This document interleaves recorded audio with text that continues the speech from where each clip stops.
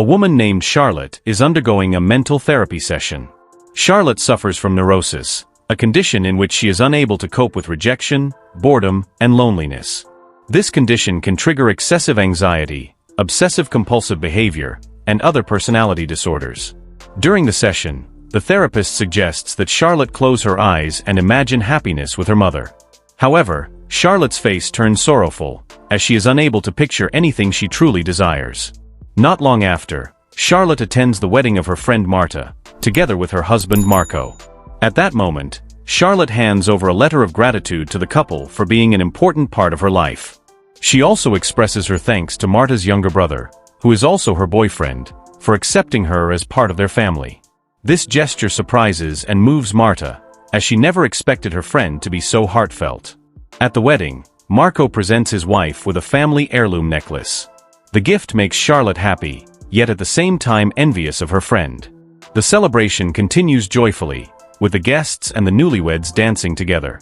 Before joining them, Charlotte finds herself fixated on the gift table, clearly desiring the beautiful necklace. The next day, Charlotte escorts her boyfriend, Dag, to the train station as he returns to the city where he works. Left behind, Charlotte drifts through her dull routine until suddenly she encounters a man who appears displeased with her. The man turns out to be Henrik, her stepbrother, whom she has not seen in a long time. Charlotte later discusses this with Marta, who happens to visit her at that time. Once again, Charlotte's face looks somber, weighed down by her fragile mental state. Marta tries to lighten the mood with a joke, saying that her dance costume is so tight it prevents her from having children because her womb is always compressed. They spend the day together dancing and laughing. The following day, Charlotte visits the hospital to see her father, who is in a coma due to liver cirrhosis from excessive alcohol consumption. Her mother, Anna, is also there. Anna tells Charlotte that her literature thesis received an A and praise from a notoriously critical advisor. Anna herself is pursuing a master's degree in education and needs to leave soon, so Charlotte has to stay with her father. Suddenly, his condition worsens. Gasping for breath, he asks about Anna's whereabouts. Charlotte reassures him by saying that Anna will return soon. Once he calms down, Charlotte can only reflect and weep over his lonely, desperate, and isolated state, perhaps a reflection shaped by the neurosis she suffers from. A few days later, Charlotte visits a house and is greeted by a woman named Eileen. Henrik, her stepbrother, is also there and does not seem pleased by Charlotte's arrival. It turns out Eileen is Henrik's wife and already knows that Charlotte is his stepsister. Eileen invites Charlotte inside and shows her around the house. When they begin talking about Anna, it becomes clear that Eileen is very enthusiastic about her mother-in-law. However, the atmosphere turns tense when Charlotte asks about the reason behind Anna's separation from her husband. Eileen explains that it was actually Anna who left her husband and children, while Charlotte had always believed that Henrik's father was at fault. As the conversation grows more uncomfortable, Henrik informs his wife that he must leave for the office. Eileen then suggests Henrik invite Anna for a drink with them afterward, hoping to help the two siblings reconcile after so many years apart. But Eileen is unaware that Charlotte's mental health struggles could complicate their relationship further.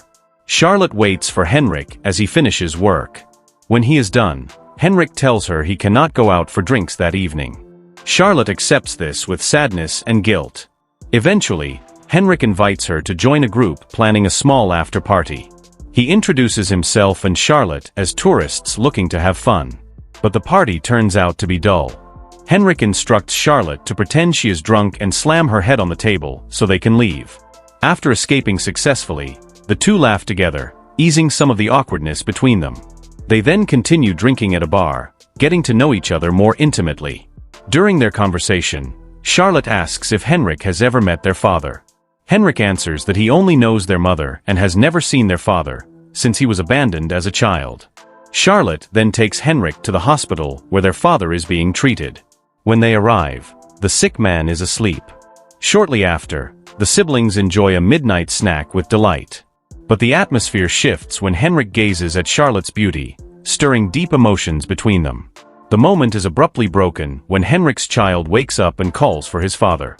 Startled, Charlotte realizes the folly of her thoughts.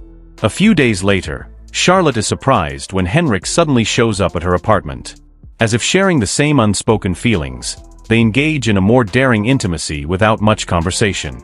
At the hospital, Anna receives news from a nurse and asks Charlotte who accompanied her during her previous visit. Charlotte answers honestly, saying it was Henrik, her brother. Anna pauses for a moment before firmly telling her daughter that she must no longer have any contact with Henrik. Yet Charlotte chooses to ignore her mother's warning. The following day, Charlotte and Henrik had lunch together at a restaurant while pretending to be newlyweds. At that moment, Charlotte took out the necklace she had stolen from her best friend Marta's wedding and asked Henrik to pretend that the necklace was a gift from him. They spent the entire day together and stayed overnight at a hotel. At the hotel pool, Henrik revealed that he knew Charlotte and their mother were living in Norway, and he admitted feeling envious of their happy life there. That awkward conversation eventually turned into a very serious discussion. After returning from the trip, Charlotte received a phone call from her mother, asking her to come to the hospital immediately. When she arrived, Charlotte learned that their father had passed away. She stood in silence, as if lost in her own world. Later, she visited Henrik at his office and told him about their father's death. Henrik tried to comfort her. The next morning, Anna and Martin came to Charlotte's apartment to plan their father's funeral. Marta also told Charlotte that her boyfriend, Dag, would soon return to be with her. But Charlotte rejected Marta's suggestion, feeling that it was pointless. It became clear that there was tension between Anna and Henrik, because whenever Charlotte mentioned Henrik, Anna's expression would change, and she would immediately leave Charlotte's room. After the funeral, Charlotte sat alone in the bathroom. Marta came in and asked about her relationship with Henrik. Unwilling to talk about it, Charlotte stood up and revealed that she was wearing Marta's wedding necklace. Charlotte broke down in tears and apologized. Marta, not wanting to ruin their friendship, forgave her and took the necklace back before leaving, abandoning Charlotte alone. A few days later, Anna visited Charlotte at her dance studio. Anna asked if she could meet Henrik. But Charlotte was offended, feeling that her mother only cared about her own wishes without considering Henrik's feelings, who was also her child. Anna wept and confessed that when she was young, she had already given birth to Henrik but was forced to leave him even though it was heartbreaking. Now she regretted it and begged for a chance to meet Henrik in order to atone for her past mistakes. At last, the awaited moment arrived. Henrik, together with his son and accompanied by Charlotte, visited their mother's home. Although the atmosphere was initially tense, the presence of Henrik's son lightened the mood, and they began to feel a genuine sense of family togetherness. Henrik and his son later stayed overnight at Charlotte's apartment. After his son had fallen asleep, Henrik approached Charlotte that night. The following evening, Charlotte gathered the courage to visit Marta, who tried to act as if everything was fine. They talked about Marta's pregnancy, which Charlotte thought was too soon, while Marta herself could not imagine becoming a mother. Charlotte offered to be the child's godmother. But offended by the offer, Marta lashed out at Charlotte, unable to tolerate her friend's increasingly strange behavior. Perhaps Charlotte's condition had worsened after her encounter with Henrik, making her thoughts increasingly irrational. The next day, Charlotte was surprised when Dag arrived at her apartment. At that moment, Dag was having a conversation with Henrik.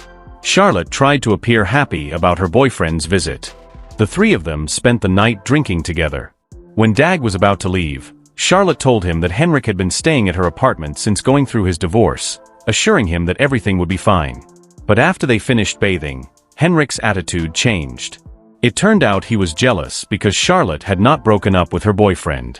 Henrik struck Charlotte when she apologized for her harsh words, making their argument escalate further.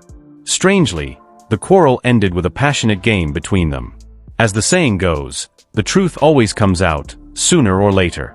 And indeed, when Dag stayed overnight at his girlfriend's apartment, he discovered Charlotte's phone, which she had been using to contact Henrik. On it were inappropriate messages no sister should send to her brother. Unable to defend herself, Charlotte tried to snatch the phone back, accidentally hurting herself in the process. Dag apologized and begged her to tell the truth. But Charlotte could only cry and say, "I'm sorry," leaving Dag with no choice but to walk away, ending one of the few relationships that had given Charlotte a sense of love. Charlotte then decided to leave the city, hoping to bury all her painful memories there. Months and years passed. Charlotte was now a college student who had finally found new friends and could laugh again. On her way home, she ran into Marta, her former best friend. It was clear that Marta now had an adorable baby boy named Pedro. With a sense of awkwardness, they started a conversation before parting ways at the next station. In this new city, Charlotte now lived with her new foster parents.